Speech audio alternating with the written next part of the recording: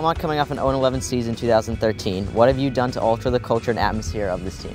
A lot. That's a pretty great question. I think first it began with collecting a group of coaches who were really willing to work hard for the benefit of the players that we have here. And then I think the second piece of it was really creating an atmosphere of high expectations and accountability for self and accountability to other members of our football family, and not be so concerned about 0-11 last year or what the situation was last year or this really big picture stuff, but to really work to live in the moment. We talk a lot about living in the rep and staying in that one individual repetition. And that's probably been the two biggest things that we've done, is to create a culture of accountability and to really tell our guys to kind of put blinders on and live in that one repetition and that one responsibility that they have and keep their focus there. We got a lot of work to do defensively. That was obviously one of our biggest concerns coming in here. It was one of my biggest concerns coming in here, is just gaining a great understanding of how to play fundamentally sound defense. There are so many things that you have to do as a defensive football player to put you in a position to be successful. We have to learn those from scratch, you know, from the very basics. Tackle, tackle, tackle. Tackling was horrendous.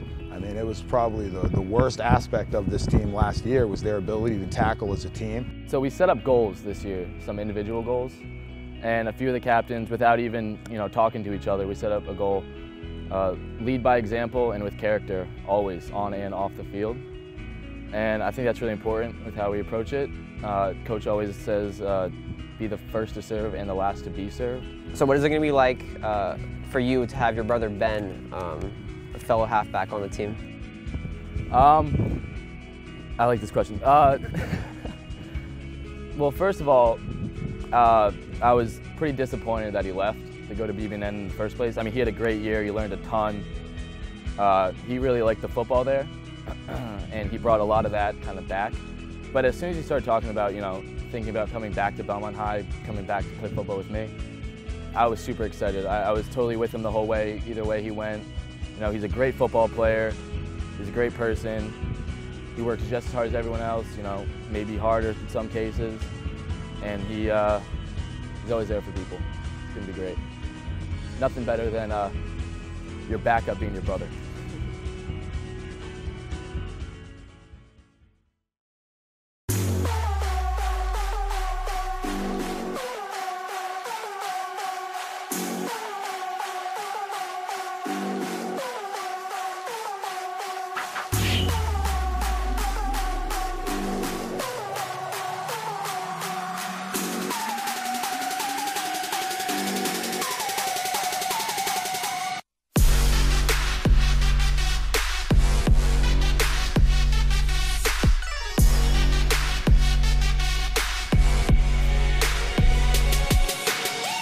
Are you scared of him? No. So why did your feet stop? Are you tired? No. You want a soda? No.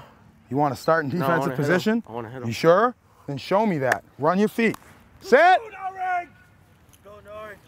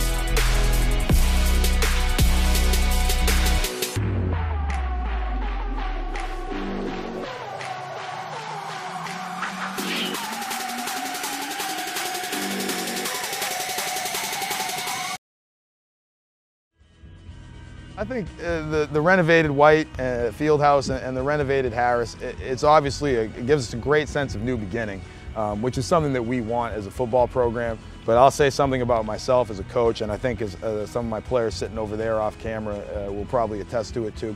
We play on a patch of dirt. You know, I love it. It's beautiful. I can't wait to play on it. I mean, this place looks like a beautiful high school facility, and we're blessed to have it. You know, but we're just excited to start this season. So if anything, it symbolizes a new beginning for our football program, for our football family. So we've all seen you and how you played as a freshman. What can you take away from last year's season and apply it to this year's? Having a season under my belt is definitely going to be big for me. I mean, I'm going to know the pace of the game, you know, what I'm going to expect out there. I'm not going to have the same nerves, the same anxiety, and be as hesitant as I might have been for the first few games last year. I'll be able to hopefully just, you know, pick right up where we left off and have a much better season than last year. We've seen the words "in the deed, the glory" on everything from practice t-shirts to Twitter hashtags. What does this mean to you and the team? In the deed, the glory. I had a great friend in college who was from Nebraska, and I visited the state a bunch of times, and I became kind of this big Nebraska fan, and those words in particular always stuck with me. I think because it goes back to something that we talked to earlier. The entire quote is not the victory but the action, not the goal but the game, in the deed, the glory. And for us, what it really means is that our focus is entirely on the process. And if we maintain our focus on this process, and not only that, but we derive a sense of pride and accomplishment from the process itself, as opposed to the result of that process, that's where we're going to see success. Yeah! Oh, that fires me up right there. Set! If you don't shock him, he's gonna take his big and put his face mask right in your breastplate, and then you lose. I couldn't grow a beard until I was 20. It's all right. And then look at it now. 3 years later, it's glorious. Look at this thing. It's 2 months in. Look at this. From last year. Look at this. You gotta take your read step. You can't just go. In real life, I'm not gonna say, tailback not gonna come up and say, hey Marco, run and toss. That's why our forward lean is there. Whoop, now I read it and go. Go Cal, let's go kids! Go Cal, show them what you made kids! Let's go! Good evening! Hey, that's a great contact. Run your feet, you keep doing that. You're gonna win a spot. Keep doing that, flip it. You were there to just make somebody's day awful. Right, he gets here, and this is what Jake did, Rev Hale. Got here and then tried to swing to the side. Can't do that. Can't do that. We gotta be right here, set, go, fit across, nice and proud, and I gotta run my feet this way. Same mistake you made in the first rep, you made right there. Make a correction for me, son. Nah, you look like a dragon on a Chinese food menu. I do spit fire. I do spit the hot fire. So I get here, I'm squaring, and I wanna run right through there and put my hat right on the football. Last night I had a burger that was like, it was big. It was delicious. And 3 cups of rice pilaf. It was just like, it's fantastic. Know what I'm saying, Jack? Sounds pretty good. I'm just kidding, not even lift. Downhill first step read. Downhill first step read. Good. Good. Got to get lockout, break down in there. Don't travel upfield. They got to notice that it's play after play after play after play. They're getting nice and when you're throwing that big body around. You know what I mean? Don't get hard on yourself, but you know you're gonna be a player, right? So might as well perfect it now. So I'm telling you, this season's gonna be good, but next couple seasons are gonna be scary. I'm telling you. We gotta do the little things now. That's what's most important. And we gotta represent as receivers now, all right? Because typically everybody else thinks receivers are the laziest guys, right? We gotta show them we're the hardest workers. So little things, just little things. Running back after the play, grabbing the ball after you drop it, you know what I mean? Helping another teammate out, sense of urgency. If someone doesn't know what they're doing and you know what they're doing, tell them if I can't get there, okay? Go home later, sit on the couch, lay around, move it once in a while. You know what's good? You know what I like to do is something's tight or something like that, do like a 20-minute shower. Hey, it's a building process, right? One day at a time, learn how to play this position. You hit hard, you demand excellence from your unit. Whatever unit you're on, when you're in there, it's your defensive unit. You control them. You understand? Yes, coach. LB's on 3. 1, 2, 3! LB's! So you're going to be losing key receiving targets such as Barrett Lyons and Chris Kelly. How are you developing relationships with new receivers and players?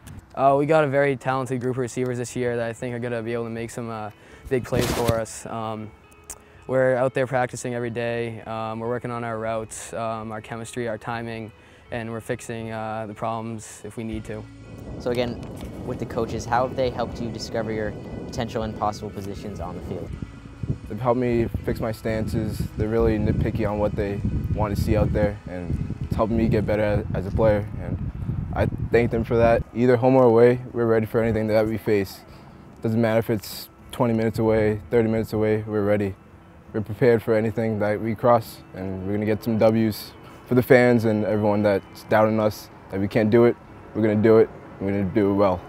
We definitely got a chip on our shoulder from last year as a whole and just that game. I mean, Thanksgiving is like the biggest day of high school football in Massachusetts, and I mean, Watertown's like the only town over. It's our rivals. I mean, there's a lot of kids on each team that like know each other personally, and I mean, we got a lot of new things this year. A great new coaching staff, a new field, new uniforms, and I think just kicking off with a Thanksgiving Day win will be great for our program. I've never walked out onto a football field to start a season not thinking that I'm going to win a league title. Am I saying we're going to win a league title this year? No, because I'm not Joe Namath. I think that we're going to be a very competitive football team this year, and anybody who takes us for granted is going to be in for a little bit of a rude surprise in terms of who we are.